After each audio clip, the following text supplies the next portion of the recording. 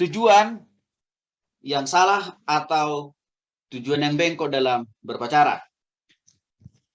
Saudaraku dikasih oleh Tuhan Yesus Kristus, terlalu banyak muda-mudi Kristen mengambil suatu keputusan atau tindakan dalam berpacaran. Sebenarnya, ya, lebih banyak tujuan mereka untuk berpacaran itu, saudara. Ya, lebih banyak atau 99% lah. Tujuan mereka berpacaran itu soalnya salah alias bengkok. Nah, tiba dari tujuan yang salah dari berpacaran atau tujuan yang bengkok dari berpacaran tersebut. Ya, melalui riset, penelitian, dan pengalaman yang saya sudah jalani selama 20 tahun lebih, sudah teruji dan terbukti tujuan yang salah atau yang bengkok dalam berpacaran itu telah menghancurkan studi, masa depan, dan hidup para muda-mudi Kristen. Maka untuk itu, saudaraku dikasih oleh Tuhan Yesus Kristus, supaya tujuan yang salah dari berpacaran ini jangan lagi, dan jangan lagi terulang. Saudara lakukan dalam kehidupan, di dalam masa muda saudara-saudara, maka menjadi sangat penting. Saya menjelaskan kepada saudara, supaya saudara awasi, terjagai, ya, dan bahkan juga terhindar dari dampak negatif dari tujuan yang salah dari berpacaran tersebut. Pertanyaannya lebih lanjut adalah, apa saja tujuan yang salah atau yang bengkok dalam berpacaran itu? Yang pertama, saudara, mari kita lihat dulu di dalam 1 Korintus 10 ayat 13.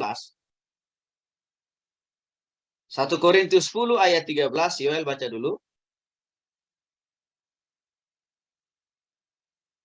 1 Korintus pasal 13. Dicari ayat. 1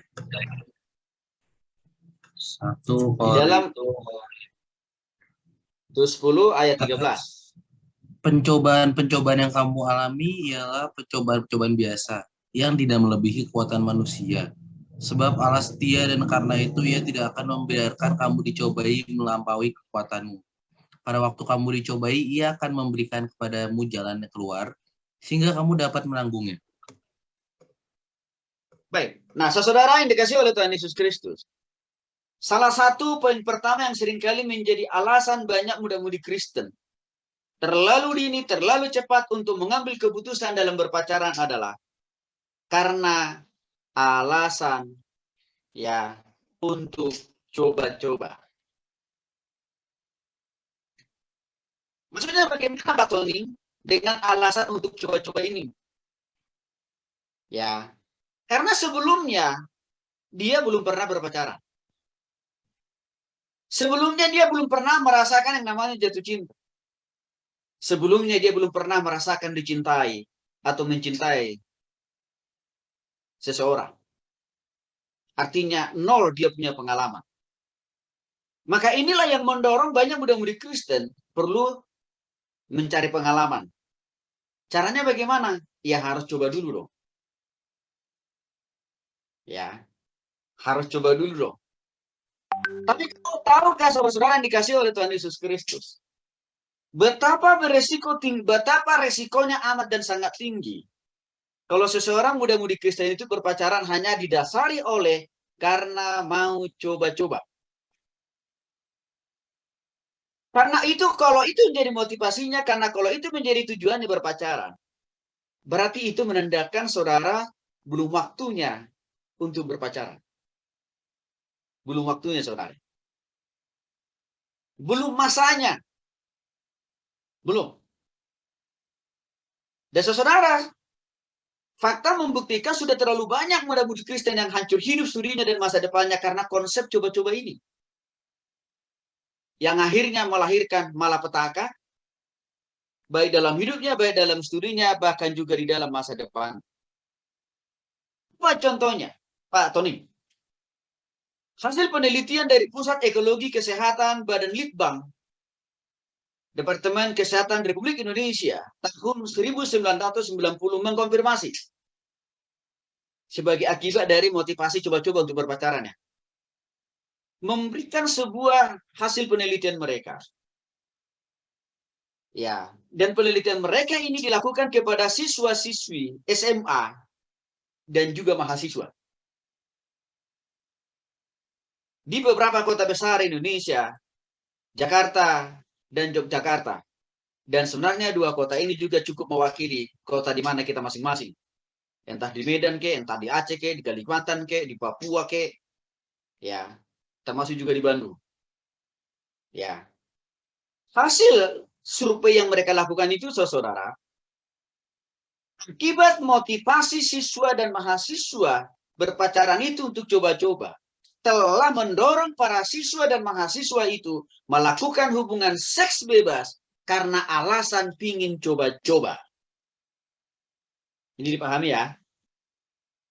Motivasi yang salah di dalam berpacaran karena dasarnya coba-coba tadi telah menimbulkan persoalan, menimbulkan masalah petaka, yaitu apa? Banyak muda-mudi Kristen melakukan hubungan seks bebas karena alasan pingin coba-coba.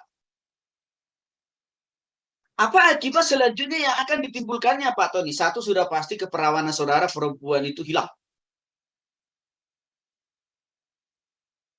Dan sehingga itu akan menyebabkan saudara menjadi seorang wanita yang tidak berguna, yang tidak berharga, dan bahkan yang lebih mengerikan lagi. Ya, satu saat saudara bisa diputus bahkan ditinggalin oleh suamimu. Maka mikir ya.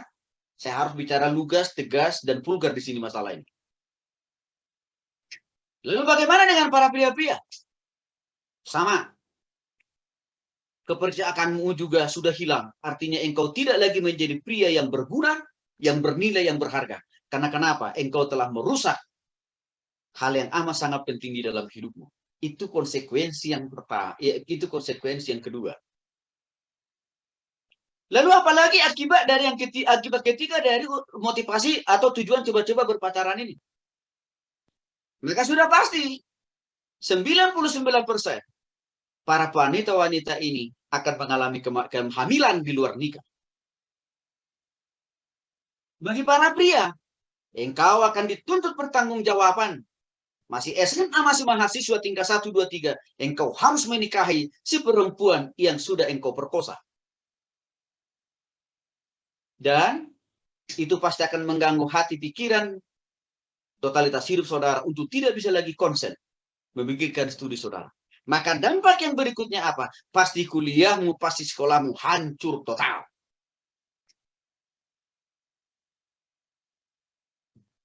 Ini resiko. Ini sebab akibat yang disebabkan kalau berpacaran itu tujuannya bengkok, yaitu apa? Untuk coba-coba. Untuk itulah tadi 1 Korintus pasal 10 ayat 13 dikatakan, saudaraku, pencobaan-cobaan yang kamu alami adalah pencobaan biasa yang tidak melebihi kekuatan manusia. Sebab Allah setia, dan karena Ia tidak membiarkan kamu dicobai walaupun melampaui kekuatanmu, pada waktu kamu dicobai akan memberikan kepadamu jalan keluar sehingga kamu dapat menanggungnya. Artinya begini, seringkali juga muda-mudi Kristen setelah dia melakukan hubungan seks itu, baik pria wanita, lalu mengklaim, ini pencobaan yang berasal dari Tuhan. Tuhan tidak pernah kurang kerjaan untuk mencobai saudara. Tuhan tidak pernah pengangguran sehingga dia mau mencobai saudara. Pencobaan itu tidak pernah datangnya dari Tuhan. Yang dari Tuhan itu ujian kok.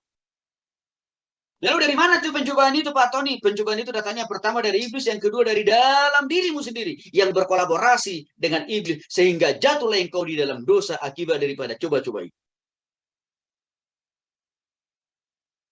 Nah, saudara, hati-hati. Kalau masih ini yang mendorong saudara untuk berpacaran, lebih baik bertobat dan berhenti. Dan tidak usah teruskan ide, pemikiran, dan rencana ini. Karena pasti akan menghancurkan hidupmu, studimu, dan masa depan. Ini yang pertama. Yang kedua, banyak juga muda-mudi Kristen itu berpacaran hanya karena didorong ingin memiliki status. Maksudnya gimana, Pak Tony? Karena dia terpengaruh dengan lingkungan kiri kanan muka belakangnya yang sudah rata-rata mereka sudah lulus dari kejombloannya. Artinya apa? Dia lihat tetangganya, dia lihat temannya, satu kos, satu kampus, satu gereja. Udah pada laku. Udah ada yang menemani ke gereja. Udah ada yang menemani kalau ke salon, yang ngantar ke salon. Sudah ada yang menjadi bodyguard-nya, atau security-nya, atau satpamnya, atau jadi anjing herdernya.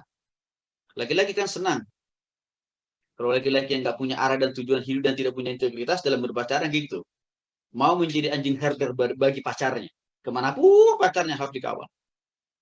Dan si laki-laki ini nggak sadar. Itu menunjukkan bahwa laki-laki ini nggak punya harga diri sebenarnya. Belum lagi saudara-saudara, mungkin teman-teman saudara itu seringkali cerita juga betapa indahnya, betapa manisnya masa-masa berpacaran. Oh, apalagi kalau malam minggu. Ini menjadi malam yang menyeramkan. Mengapa?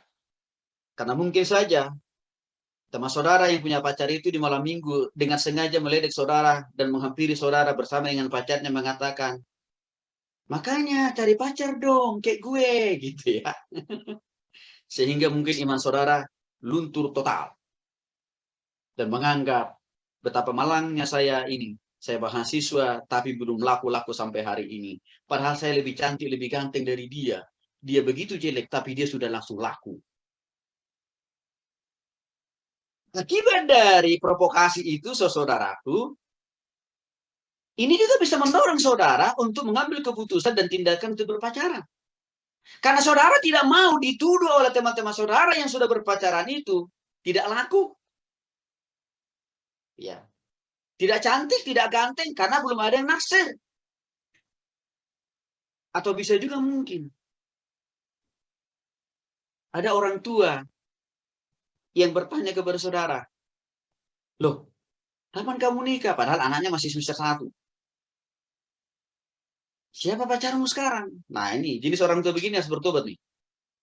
Harus perlu dengar apa yang saya sampaikan ini nih. Supaya juga tidak mendorong, memprovokasi anaknya untuk melakukan sebuah tindakan yang salah dan menyesatkan dalam hidup anaknya.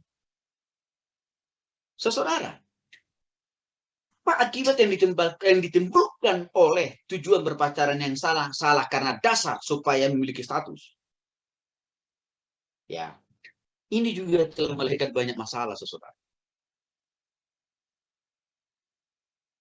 Masalahnya apa? Saudara akan tidak lagi memakai standar, tidak lagi memakai kriteria yang sesuai dengan firman Tuhan. Pokoknya siapa saja yang datang menaksir saudara, siapa saja yang datang nembak saudara, siapa saja yang datang mendekati saudara, saudara tidak pernah berkata, nanti dulu ya, maaf ya. Tapi mungkin saudara langsung menyodorkan diri saudara. Ya, untuk dipacari. Dan saudara, apa yang terjadi? Ini juga yang menjadi salah satu faktor penyumbang terbesar muda-mudi Kristen itu melakukan hubungan seks di luar nikah. Dan lagi-lagi, kalau sudah sampai di situ, sangat jelas. Engkau akan kehilangan keperawananmu dan juga kepercakaanmu, dan sudah pasti engkau akan bisa hamil, engkau para perempuan bisa hamil. Dan laki-laki engkau akan dituntut pertanggungjawaban oleh orang tua perempuan. Dan sudah pasti dengan sendirinya, saudara tidak bisa konsen dan fokus lagi memikirkan studi dan hidup dan masa depan saudara. Bahkan tidak jarang saya melihat dalam pengalaman puluhan tahun, akibat motivasi yang salah dan berpacaran karena hanya mau mengejar status, menyebabkan waktu si wanita itu dinyatakan hamil. Apa yang terjadi? Si wanita itu juga gantung diri. Itu terjadi. Saya lihat dengan mata kepala sendiri.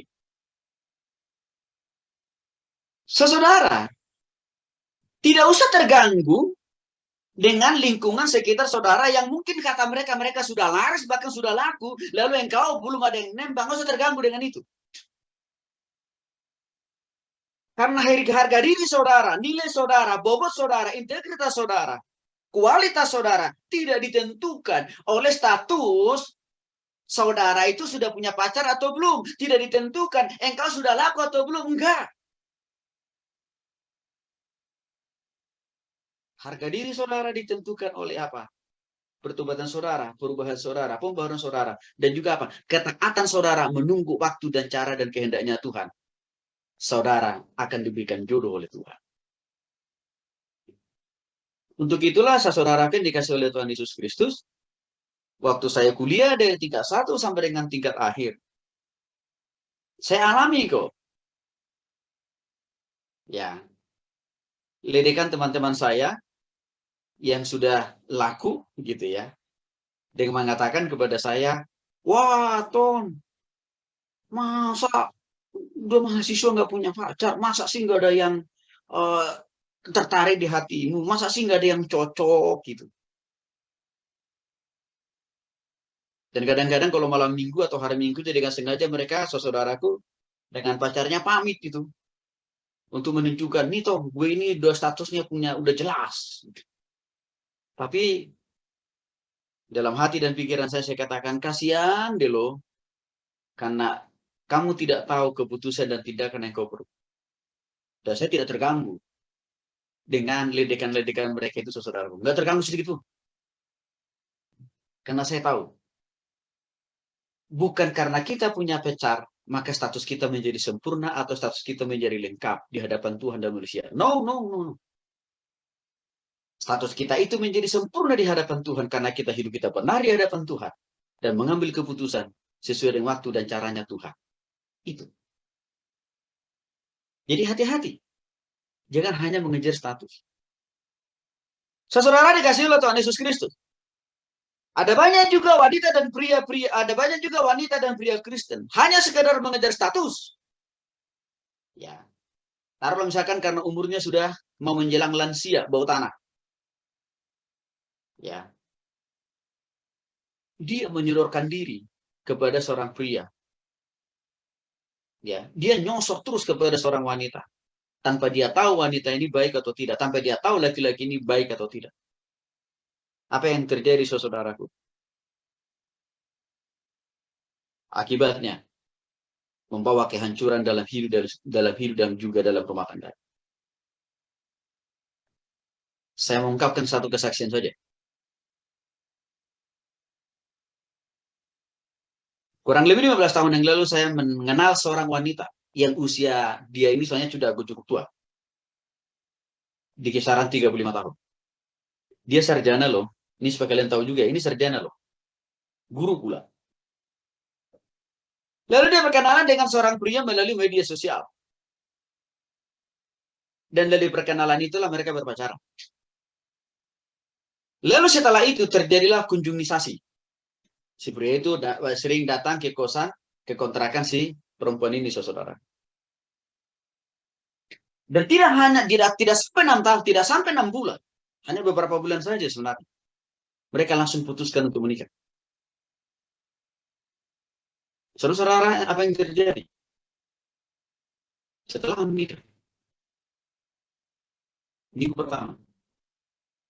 Langsung terbongkar. Bahwa rupanya si pria ini sudah punya istri. Dan juga sudah punya anak. Yang pertama, yang kedua.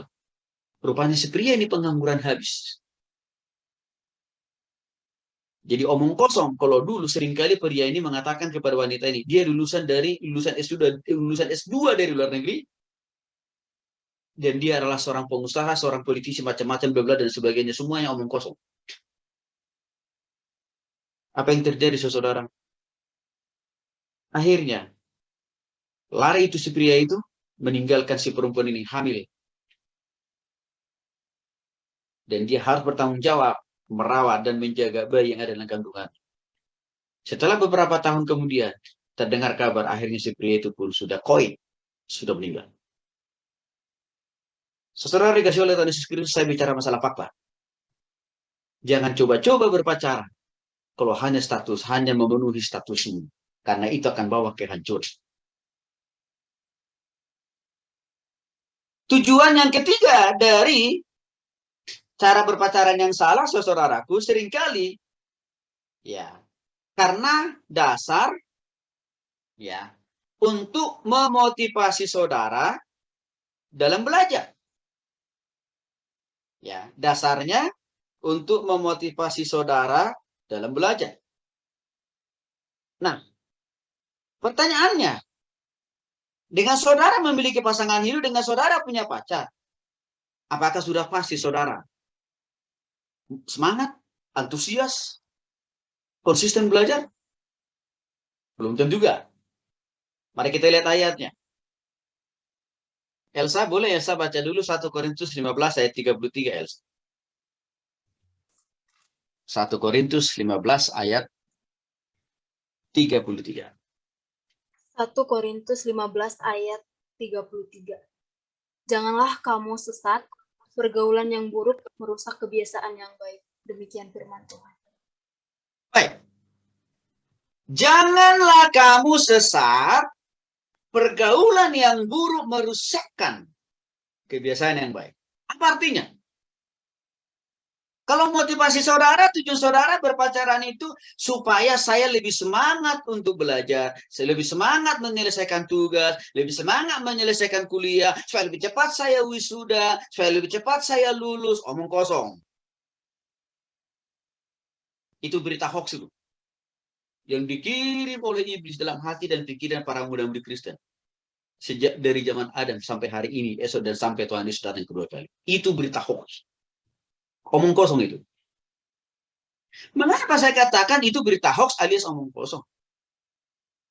Saudara kan dikasih oleh Tuhan Yesus Kristus. Kesuksesanmu di dalam menyelesaikan, dalam menuntaskan studimu bukan ditentukan oleh tetanggamu. Bukan ditentukan oleh otak pacarmu yang mungkin brilian, hebat dan pintar itu. Tidak ditentukan oleh otak pacar saudara. Tapi ditentukan oleh diri saudara. Jadi ada juga orang mengatakan begini, tapi Pak Tony pacar saya ini IPK-nya di atas 4, 5. Makin ketahuan gobloknya. Mana ada IPK di atas 4? Artinya apa? Berarti si perempuan ini kan dibohongin kan? Tapi dia begitu bangga dibohongi. Begitu bahagianya, begitu senangnya dia dibohongi. Gobloknya gak ketulungan tuh. Masa dia nggak bisa membedakan? Ini perkataan laki-laki ini ngakunya IPK-nya 5. Di mana itu?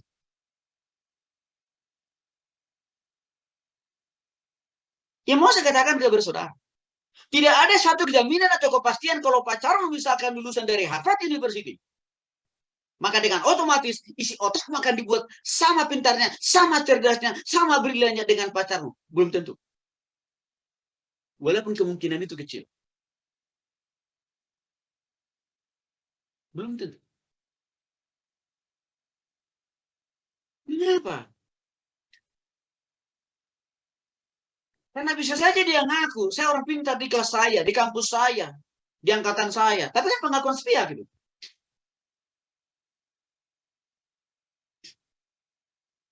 Kalau jujur, tunjukin aja transkrip nilainya.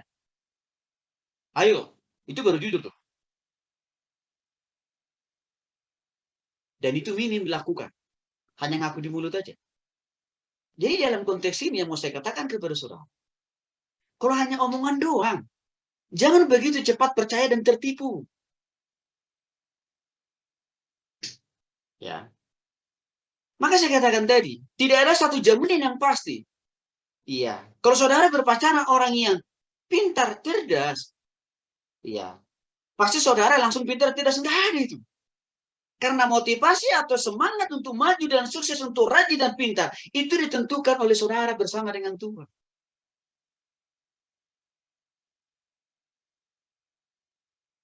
Belum lagi misalkan, ya, pacar saudara ini realitasnya, kenyataannya, rupanya dia orang bodoh. Tapi ngaku-ngakunya ke saudara kan orang pintar, tapi kenyataannya dia bodoh, udah lulus dulu dari kampusnya. Atau dari sekolahnya. Lalu saudara berpacaran dengan tipe yang jenis beginian. Kira-kira apa yang terjadi? 1 Korintus 15 ayat 33 dikatakan, janganlah kamu sesat. Pergaulan yang buruk merusakkan kebiasaan yang baik. Artinya apa? Saudara bukan makin dibuat jadi pintar dengan berteman berpacaran dengan dia, tapi makin dibuat makin bodoh dan oom.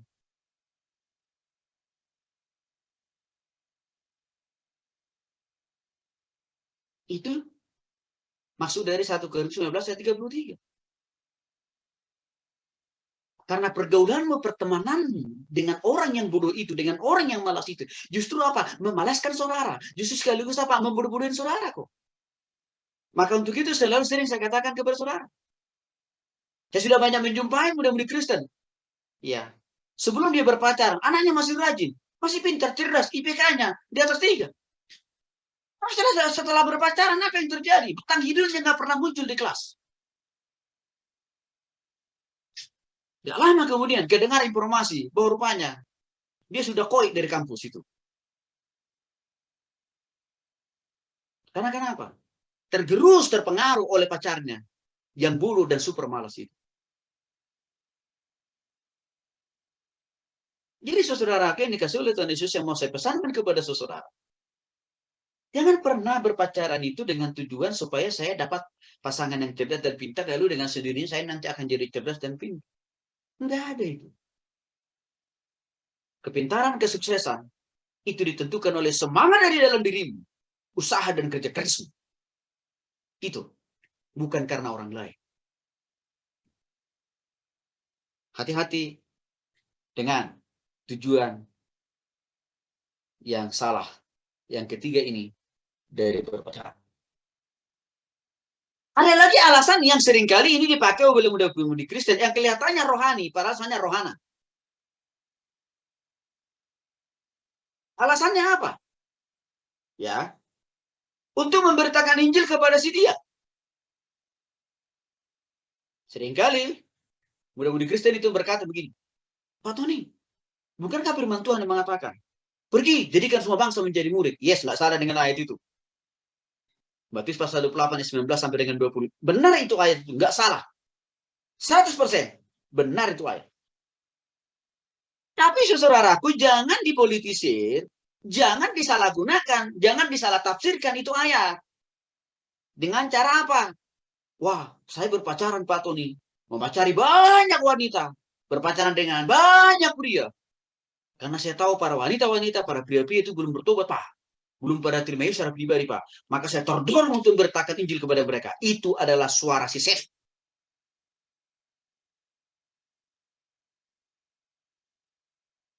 Itu berita hoax yang dipakai oleh si setan lewat diri muda-mudi Kristen.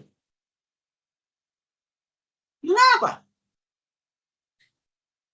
Tuhan tidak pernah mengajari kita dan juga tidak pernah mencatat cara yang seperti itu untuk memberitakan Injil kepada orang lain. Artinya apa? Tuhan tidak pernah kasih tahu. Tuhan tidak pernah bilang kepada kita, hei, orang-orang Kristen yang percaya kepada aku, muda-mudi Kristen, pacari orang-orang yang belum percaya, belum bertobat, supaya mereka bertobat. Nggak pernah Tuhan ajarkan itu, nggak pernah Tuhan katakan itu dalam Alkitab, baik di PL dan juga dalam PB, Perjanjian Baru. Nggak pernah. Maka itu adalah berita hoax, maka itu adalah omong kosong. Kalau mau memberitakan Injil kepada orang-orang lain yang belum bertobat kepada Kristus, nggak usah harus pacaran. Doakan aja dia, lalu dorong dia, bimbing dia. Untuk apa? Rajin ibadah, rajin ke gereja, rajin baca firman Tuhan, dan lain sebagainya. Itu yang benar. Bukan berpacaran. Karena kenapa, saudara? Tidak pernah teruji dan terbukti. Orang yang memiliki tujuan yang salah berpacaran, yaitu untuk beritakan Injil, maka dia berpacaran dengan banyak pria, berpacaran dengan banyak wanita. Tidak pernah terbukti si wanita itu atau si pria itu sungguh-sungguh bertobat kepada Kristus. Tidak pernah. Tapi justru melahirkan persoalan baru, masalah baru. Apa? Mereka terjebak, jatuh di dalam hubungan seks bebas yang mengakibatkan kehamilan.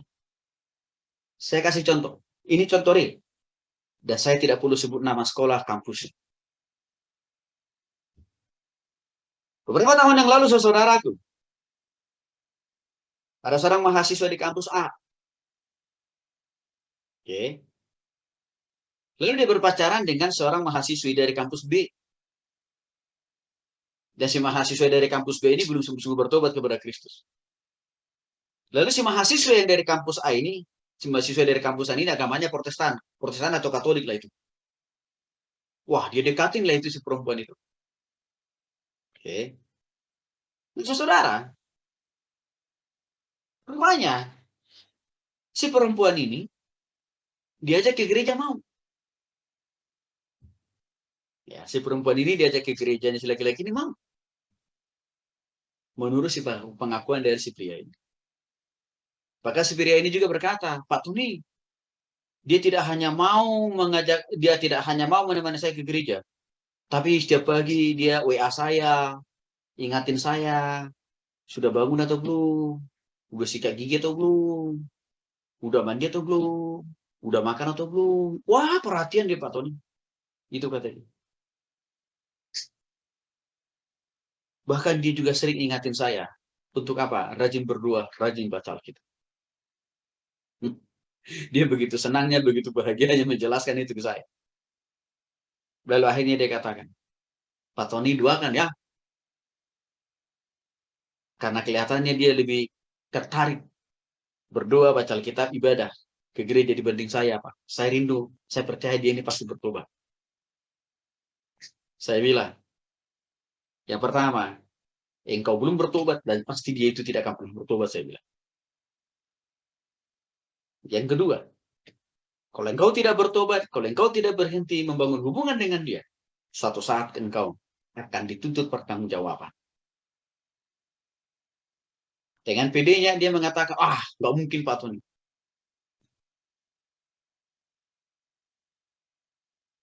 Tiga bulan kemudian apa yang terjadi? Terdengar kabar dari beberapa teman-teman yang ada di kampus itu, bahwa rupanya si pria ini murtad. Bayangin itu. Akhirnya si pria yang beragama Protestan dan Katolik ini murtad. Saudara tahu kenapa murtad? Karena rupanya si pria ini menghamili si perempuan ini. Dan karena sudah terbukti positif hamil si perempuan ini, maka si perempuan ini melaporkan itu kepada orang tuanya, dan orang tuanya memaksa dia untuk bertanggung jawab atas kehamilan sang perempuan ini.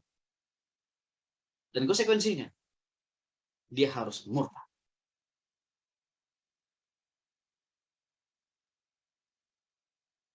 Hal apa yang selanjutnya yang terjadi?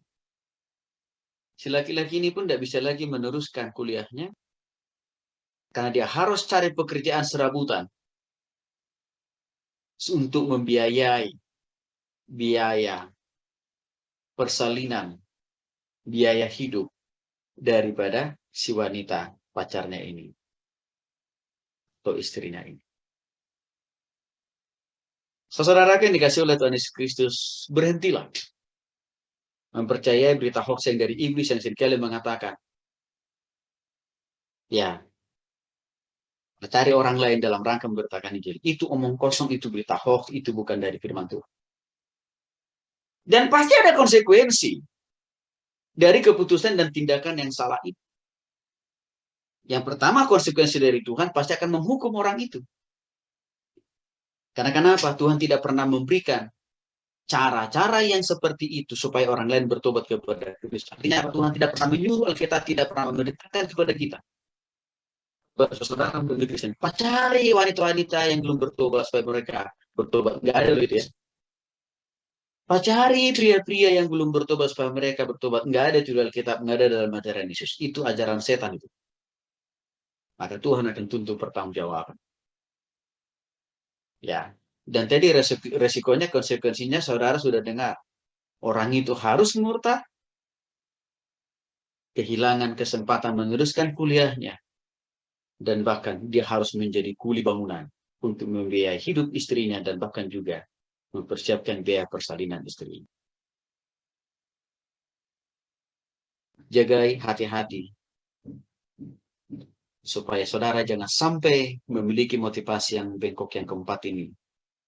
Ya, dalam berpercaya. Yang kelima,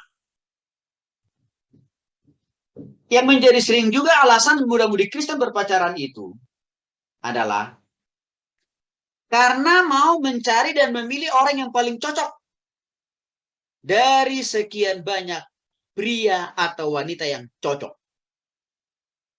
Selalu ini alasan klasiknya. Saudara yang dikasih oleh Tuhan Yesus Kristus, mencari dan memilih orang yang paling cocok dari sekian banyak pria atau wanita Ini alasan usang. Lagi-lagi ini juga berita hoax sebenarnya. Artinya ini tidak teruji dan tidak terbukti pemahaman ini benar. Mengapa, saudara?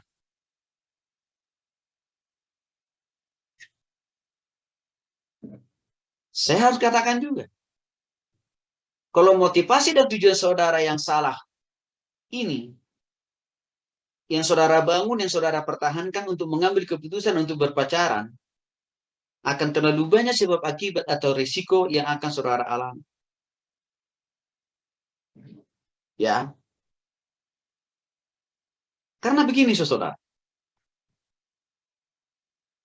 Kalau mencari dan memilih yang paling cocok dari sekian banyak orang yang kurang cocok, berarti artinya apa?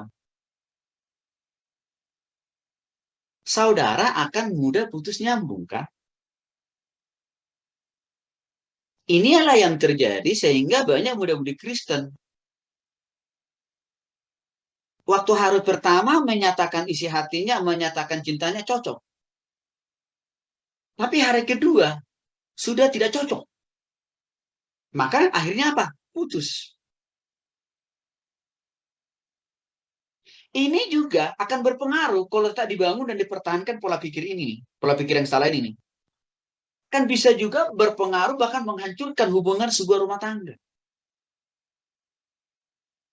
Itulah kenapa rumah tangga Kristen juga hari-hari ini trennya, data statistiknya, ya memiliki kenaikan tingkat perceraian keluarga-keluarga Kristen hari ini, baik yang beragama Protestan dan Katolik. Karena kalau saya berpikirnya di awal begini, berpacaran dan menikah itu untuk mencari yang paling cocok. Sehingga apa? Waktu pas bulan madu masih cocok. Tapi lepas selesai bulan madu, udah berantem. Maka apa yang terjadi? Cerai, kan? Jadi mau saya katakan kepada saudara, konsep ini keliru. Konsep ini salah, konsep ini menyesatkan. Sebab akibat yang ditimbulkan oleh tujuan yang salah ini dalam berpacaran, apalagi saudara akan senang gonta-ganti pacar, gonta-ganti suami dan istri, tukang kawin cerai, atau apa? Putus nyambung. Itulah yang mengapa banyak muda-mudi Kristen begitu subur, ya, begitu seringnya putus nyambung dalam berpacaran. Karena kenapa? Karena merasa nggak cocok. Firman Tuhan mengingatkan dalam Matius pasal 22 ayat 14 tentang konsep atau tujuan yang bengkok dari berpacaran, poin yang kelima ini. Apa? Sebab banyak yang dipanggil tetapi sedikit yang dipilih. Ini sering dipakai, sering disalahgunakan ayat ini oleh muda-mudi Kristen. Artinya apa? Pak Tony, saya kan putus kan, karena memang orang nggak cocok, Pak. Bukankah wajar kalau saya mencari lagi yang lain, yang cocok lagi? Lalu dia kutiplah ayat ini mengatakan, firman Tuhan katakan, Pak, dalam Matius pasal 22 ayat 14. Banyak yang dipanggil, tapi sedikit yang terpilih. Iya, nggak salah dengan ayat itu. Benar itu ayat itu. Tapi konsep dan pemahaman dia tentang ayat itu sesat dan miring. Banyak yang dipanggil, tapi sedikit yang dipilih. Ini tidak dalam konteks mengajarkan saudara boleh seenakmu berpacaran. Iya, kalau cocok. Tapi kalau sudah tidak cocok, buang dia. Bukan untuk itu ayat ini. Kalau masih cocok, lanjutkan hubungan itu. Tapi kalau sudah nggak cocok, ceraikan dia. Bukan itu arti ayat Matius pasal 22 ayat 14. Bukan. Ayat ini konteksnya bicara tentang pemilihan Tuhan untuk bertobat dan masuk surga itu sudah ditentukan sebelum seseorang itu lahir ke dunia ini. Untuk itu ayat ini. Jadi nggak boleh disalahgunakan ayat ini bagi muda-mudi Kristen untuk seenaknya. Ya, putus kalau sudah nggak cocok. Ya, lalu cari lagi yang baru lagi yang cocok. Hati-hati ya dengan ayat ini. Karena sering juga saya dengar dipakai ayat ini. Jadi itu adalah kurs pemahaman yang sesat.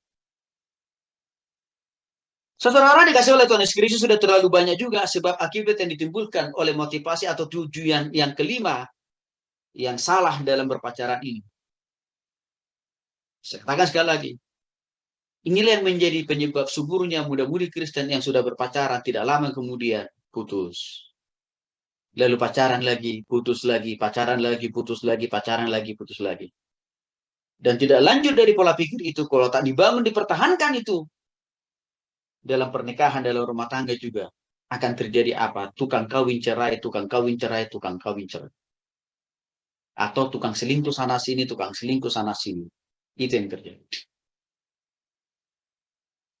Saudara, jauhkan hindari dirimu dari konsep atau tujuan yang bengkok kelima dari berpacaran. Memilih orang yang paling cocok dari sekian banyak orang. Maka untuk itulah firman Tuhan berkata dalam Galatia 6:7, jangan sesat, Allah tidak membiarkan dirinya dipermainkan. Karena apa yang ditabur orang, itu juga yang akan dituainya. Artinya apa? Satu, kalau konsep dan tujuan saudara berpacaran itulah mencari orang yang paling cocok dari sekian banyak yang tidak cocok di dunia ini, saya mau katakan, tidak akan ada orang yang cocok 100% bagi saudara di dunia ini. Nggak ada. Mengapa tidak ada yang cocok 100% dengan saudara ya di dunia ini? Karena pada dasarnya saudara dan juga orang berdosa, pacar saudara juga orang berdosa. Maka di balik daripada keberdosaan itu sudah pasti ada ketidaksempurnaan di dalam diri para setiap pria dan wanita, sehingga ketidakcocokan di dalam diri setiap pribadi dan wanita itu pasti ada. Maka jangan pakai alasan ini.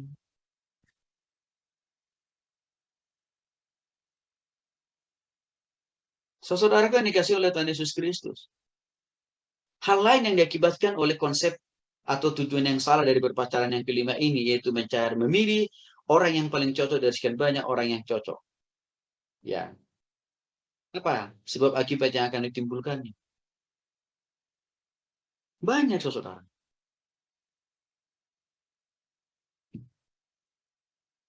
Salah satunya, saudara akan senang gonta-ganti pacar, kan? Akan senang gonta-ganti pacar.